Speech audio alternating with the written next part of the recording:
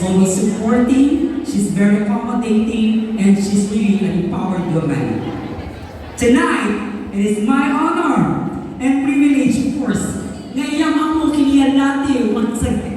Ipiyatiyo, titinong-tumuyo, babae na nagtakam as City Fire Marshal, iti Bureau of Fire, iti Ciudad de San Fernando, tinabayag ng panahon, a nurse by profession, and she was my classmate sa Lyceum Northwestern University in the degree of Doctor of Public Administration. Tinaababa asarita, inyaragobyo, inyabrasa yung tinailot, ng buswan na panagayag yung insuportayo kanya na that's why she's making victory up until now. Ladies and gentlemen, your beloved Municipal Mayor, the Honorable Dr. Lani Baubawan Carbonell, for her inspirational message.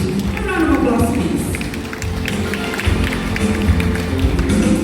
Honorable C. Ortega, Honorable Francisco Paulo P. Ortega, the Honorable Dapti Garcia, the Honorable Gerald Austria, and the Honorable Donato Limato, the Honorable Mauricio Canuta,